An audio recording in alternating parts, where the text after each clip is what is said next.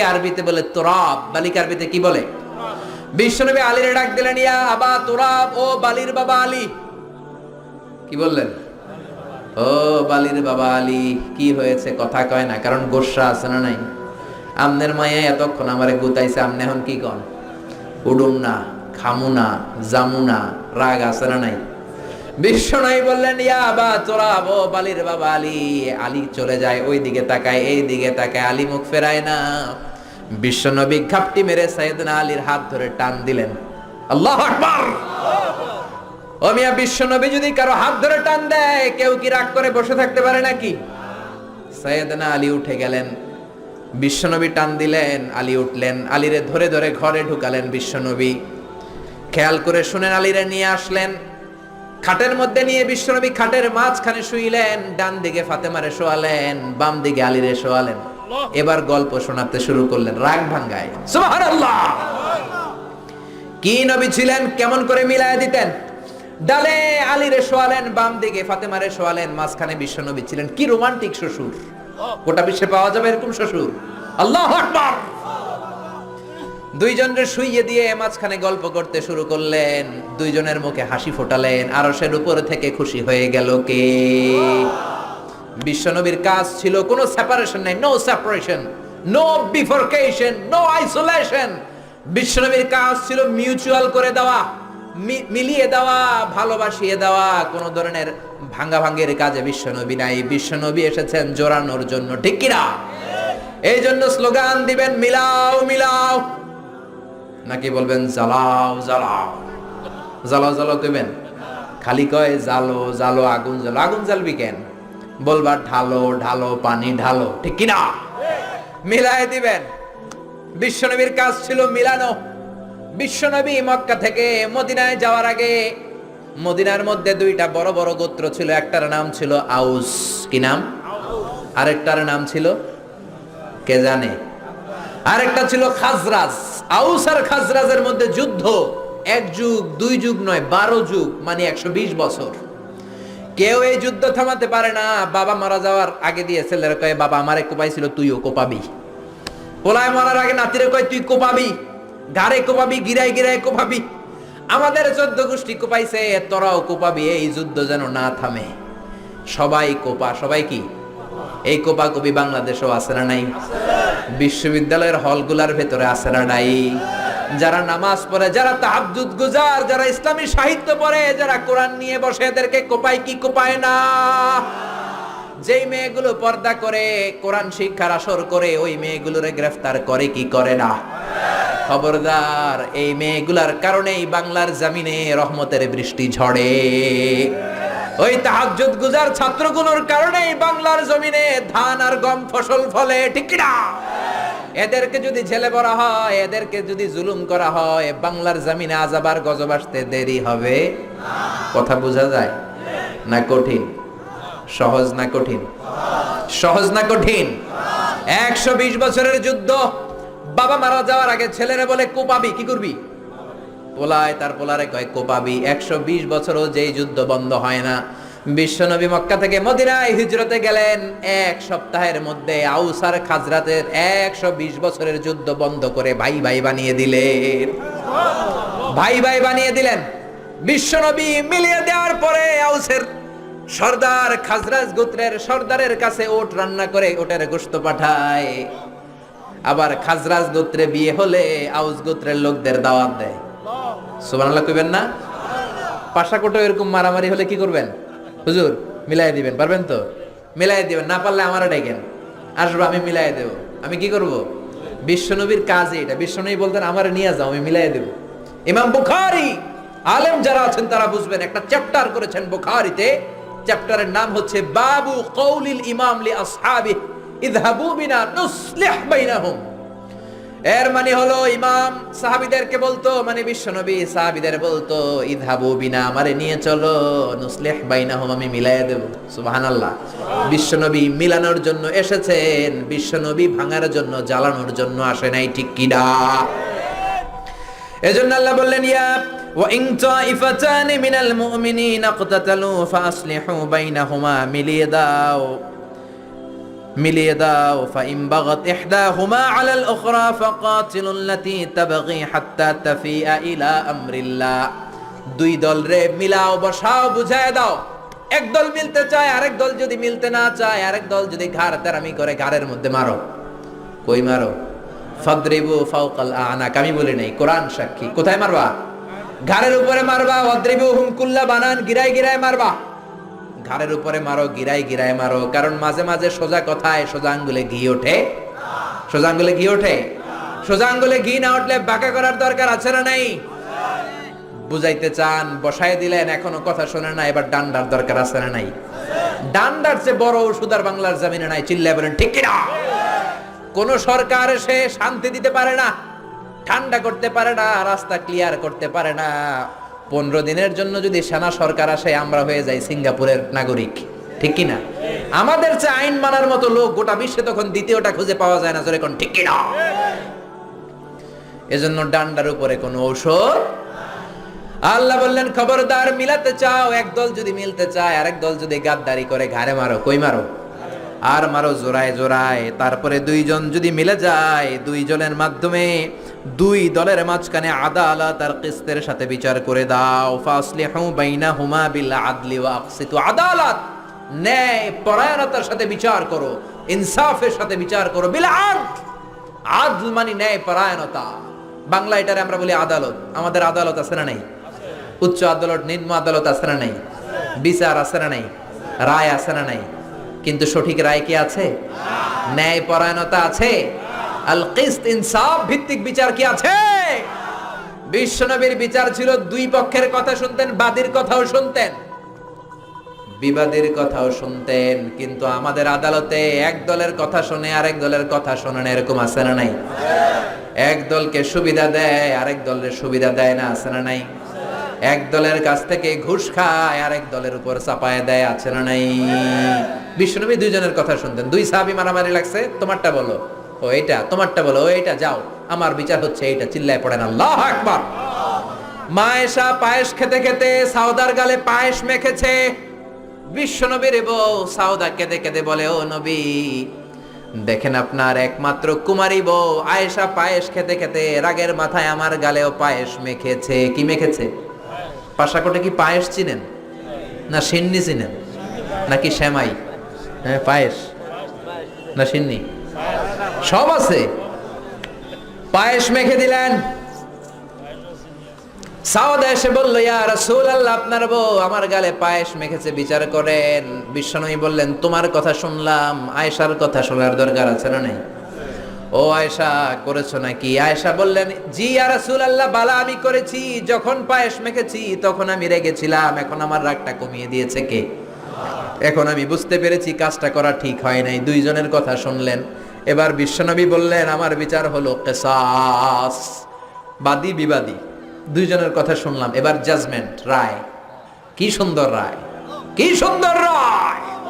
গোটা বিশ্ব এই রায় থেকে শিক্ষা নাও।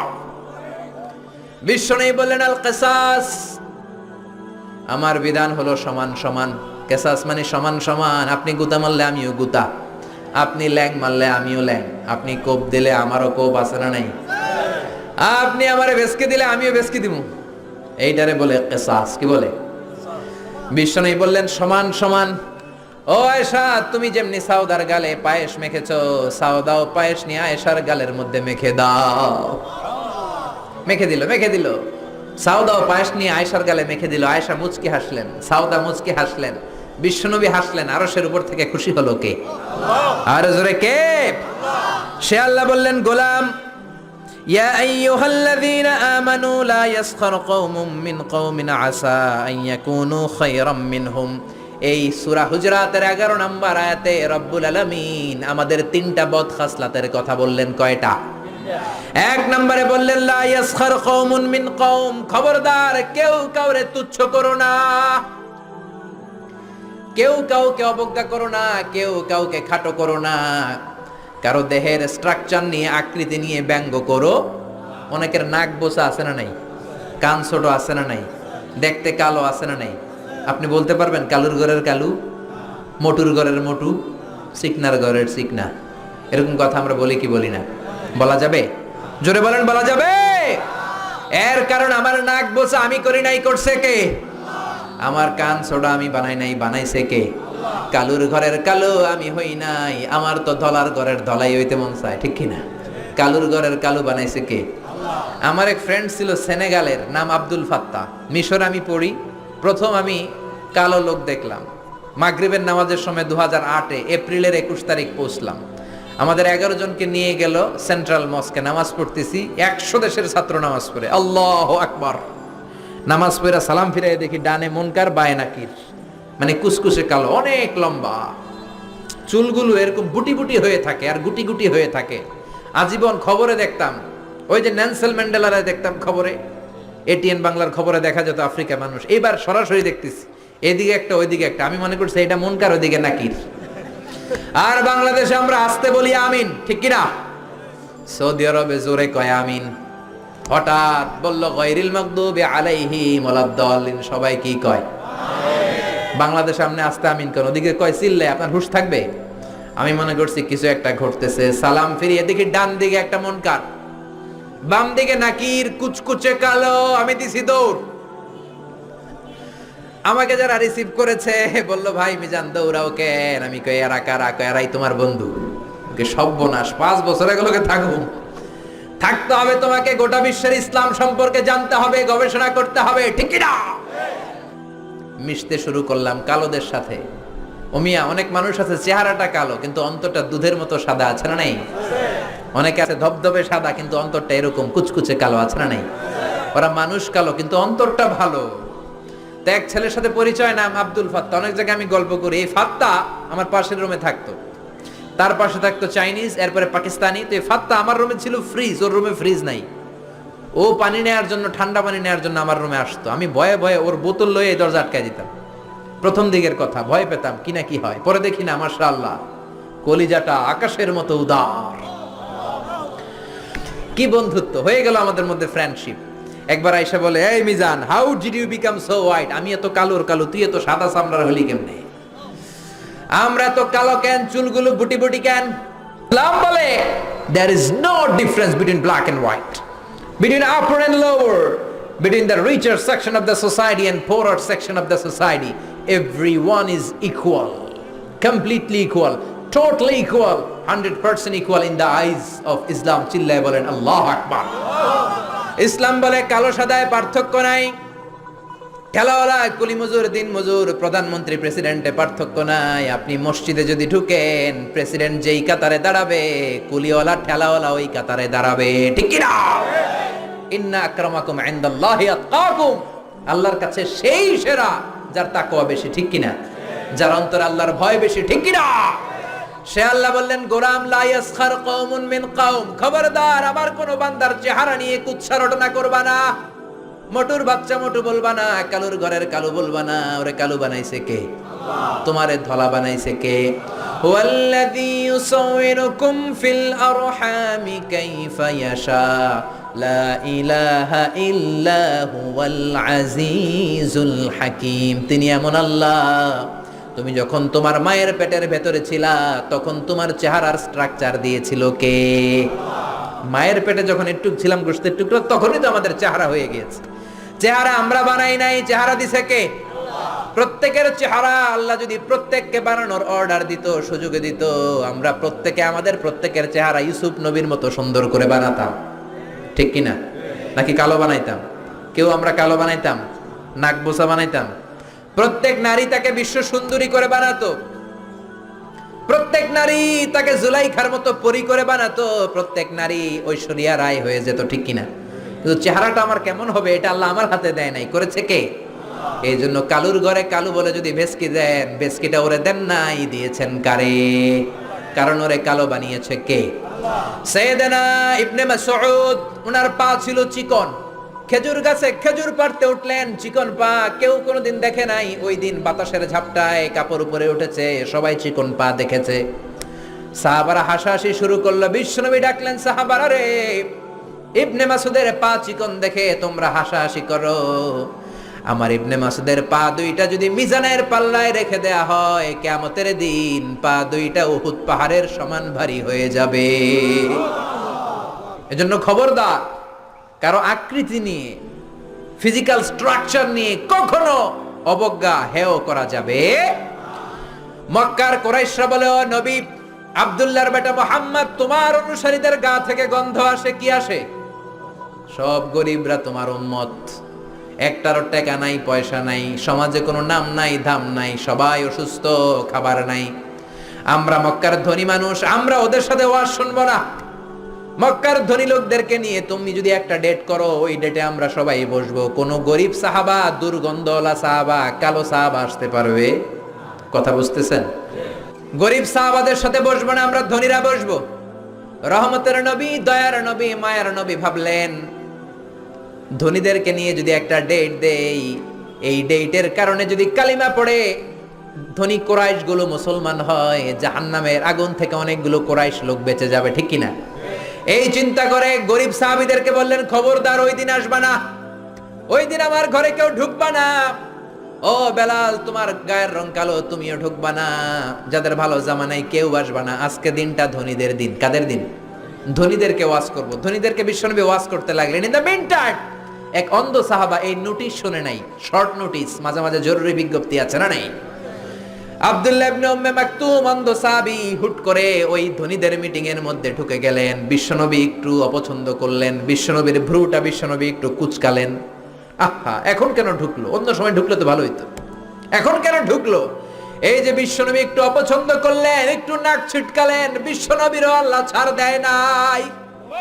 বিশ্বনবীরে ধমক দিয়ে, বিশ্বনবীকে সাবধান করে দিয়ে ওই সাহাবীর সম্মানে রব্বুল আলামিন একটা সূরা নাজিল করলেন। আল্লাহ বললেন, আবাসা ওয়া তাওয়াল্লা আন জাআহুল আ'মা ওয়া মা ইউদরিকা লাআল্লাহু ইয়াযাক্কা। আল্লাহু আকবার। ও নবী, আপনি অপছন্দ করলেন কেন? নাক ছিটকালেন কেন? কপালের চামড়া ভাঁজ করলেন কেন? কপালের চামড়া আমরা বিরক্ত হলে ভাঁজ করি, ঠিক কিনা? বিরক্ত হলেন কেন? যাদেরকে নিয়ে মিটিং করেন হয়তো একটাও কালিমা পড়বে না। আর যে অন্ধ সাহাবীর কারণে আপনি ভ্রু কুচকালেন, বিরক্তির ছাপ প্রকাশ করলেন, হয়তো ওই সাহাবীর বদৌলতে কালিমার পতাকা পতপত করে উড়ে চলবে, ঠিক কিনা? এজন্য খবরদার, মুখ সামলাতে হবে, যেমন মন চায় তেমন বলা যাবে। বিশ্বনবীর এক বিবি ছিল সফিয়া, মোটা। কি ছিল? কথা কয় না, কি ছিল?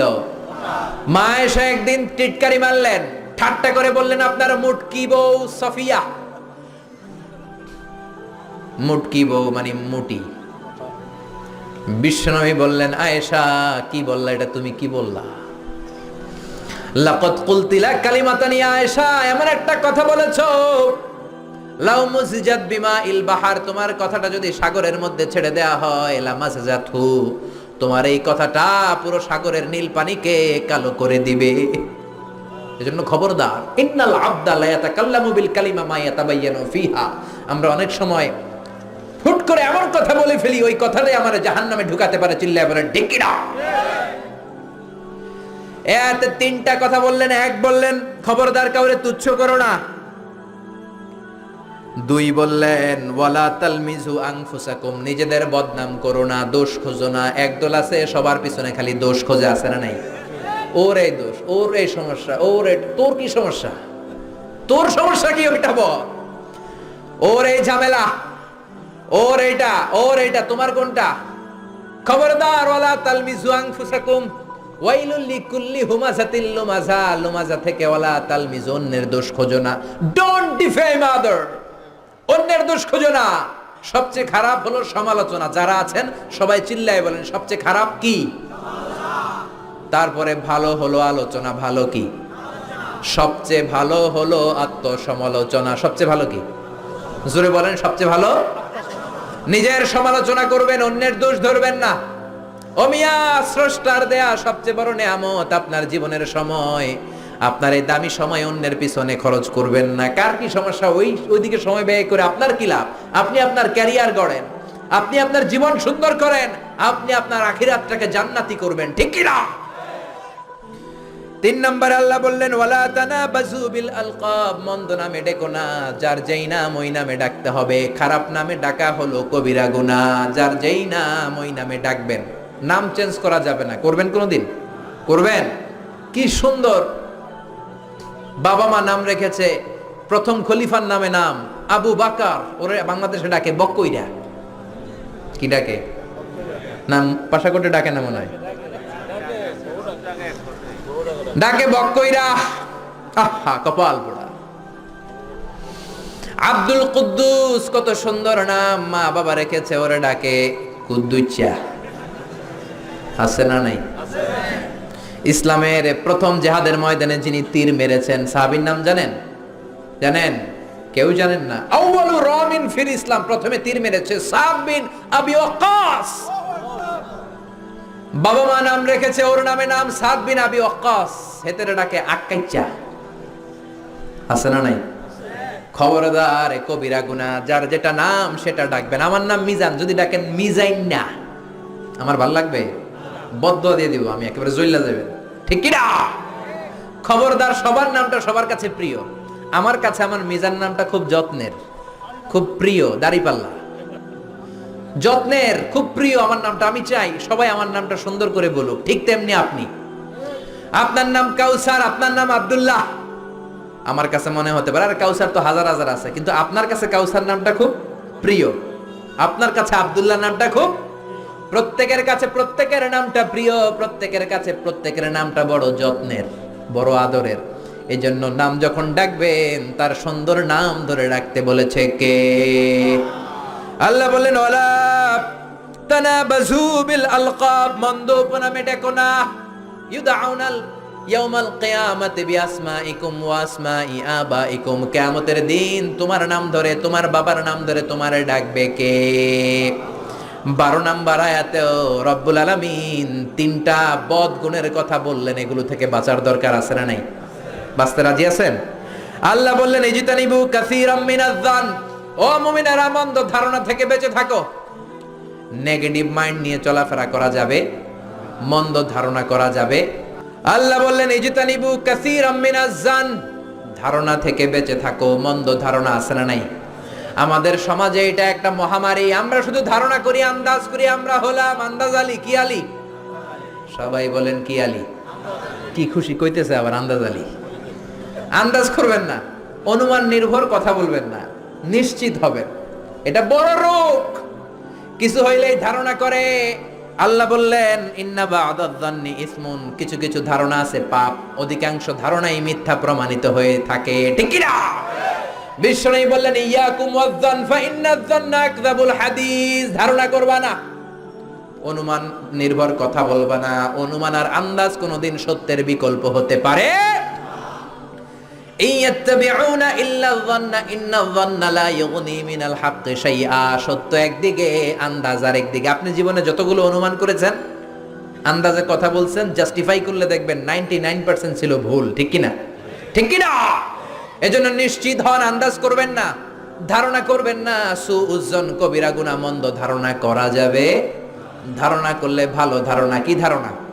ধারণা করলে কি ধারণা?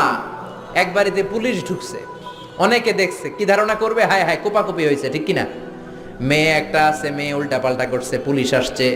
ছেলে ইয়াবা টানছে, গাঁজা খাইছে, জায়গা জমি নিয়ে 2 ভাই ঝগড়া লেগেছে, কোপাকুপি হয়েছে, এজন্য পুলিশ আসছে। পুলিশ কি শুধু এই কাজে আসে? আপনি ছড়াই দিলেন হায় হায় সর্বনাশ, পুলিশ এসে সব অ্যারেস্ট করে নিচ্ছে, আসলে কিচ্ছু না। এই বাড়িতে হয়তো কেউ অসুস্থ, ওই অসুস্থ রোগীর একজন আত্মীয় হচ্ছে পুলিশ, পুলিশ আসছে অসুস্থ রোগীরে দেখতে। হতে পারে কি পারে না? পাসপোর্ট জমা দিয়েছে, ভেরিফিকেশনের রিপোর্ট নেয়ার জন্য পুলিশ এসেছে, রিপোর্টটা নিয়ে চলে যাবে। হতে পারে কি পারে না?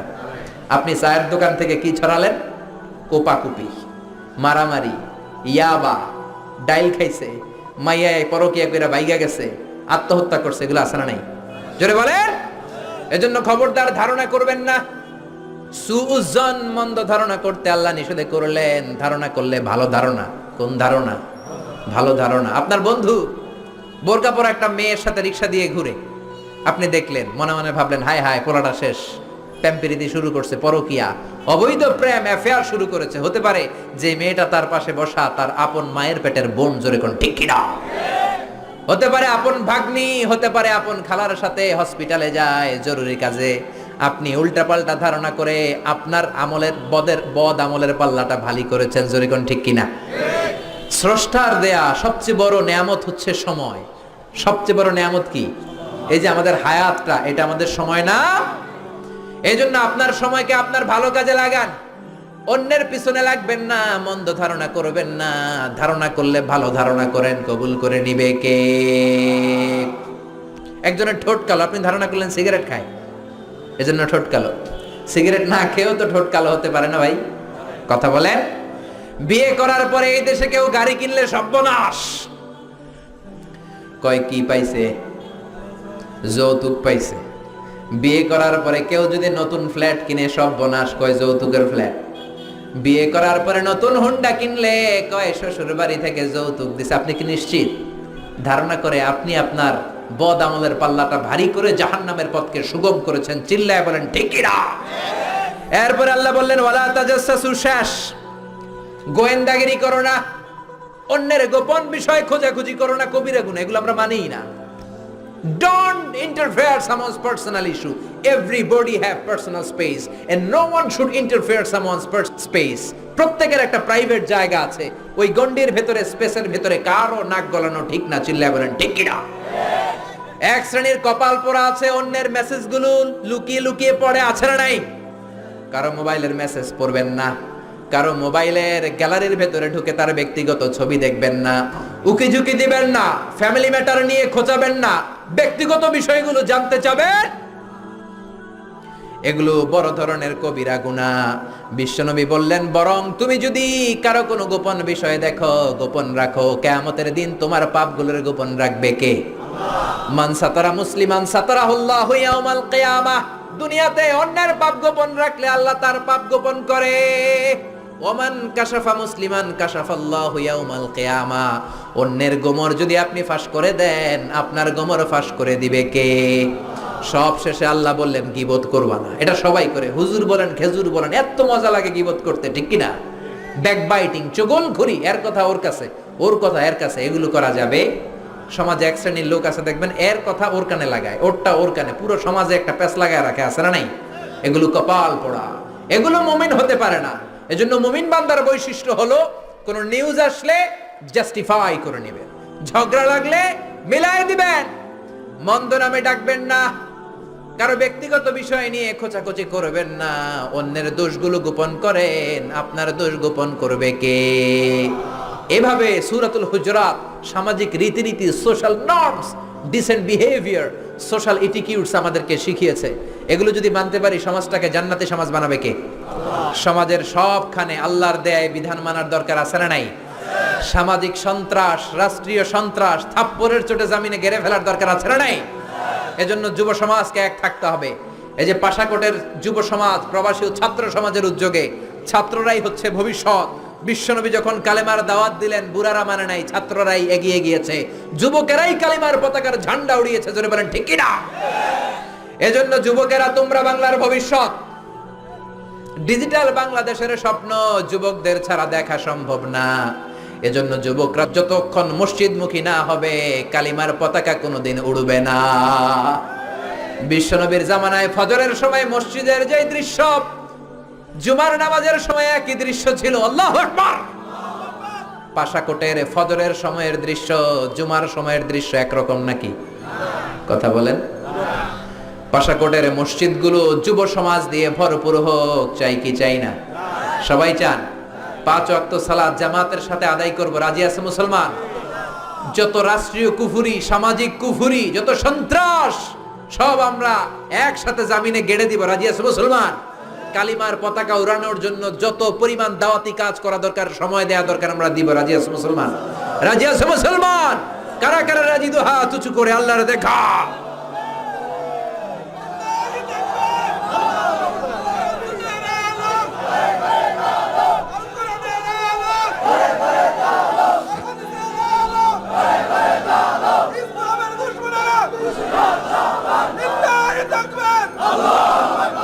আল্লাহ আমাদের স্লোগানকে তুমি কবুল করো, আমাদের এই তাফসীর প্রোগ্রামকে তুমি কবুল করো। হযরত আল্লামা আশরাফি সাহেব নূহ আলাইহিস সালামের জামানাতে যে ঘটনা ঘটেছে, আযাবের কথা বলেছে। এই পানির অপর নাম জীবন, ঠিক কিনা? তবে বিশুদ্ধ পানির অপর নাম জীবন। পানি যদি বিশুদ্ধ না হয় মরণ আছে না নাই? আবার এই পানি নূহ আলাইহিস সালামের মতো প্লাবন হয়ে বন্যা হয়ে আযাব আর গজবে রূপান্তর হতে পারে, জোরে কোন ঠিক কিনা? নূহ আলাইহিস সালামের জামানা থেকে আমরা যা শিখলাম, আমলের তৌফিক দান করে পড়েন আমিন। সূরাতুল হুজরাতের আলোকে সামাজিক যে বিধান আল্লাহ আমাদেরকে দিয়েছেন, এগুলো যেন আমরা আমাদের জীবনে বাস্তবায়ন করে জীবনটাকে সুন্দর শান্তিময় করতে পারি। আল্লাহ তৌফিক দান করুক, পড়েন আমিন। আপনারা সবাই ভালো থাকবেন, সুস্থ থাকবেন, কোরআনের সাথে থাকবেন।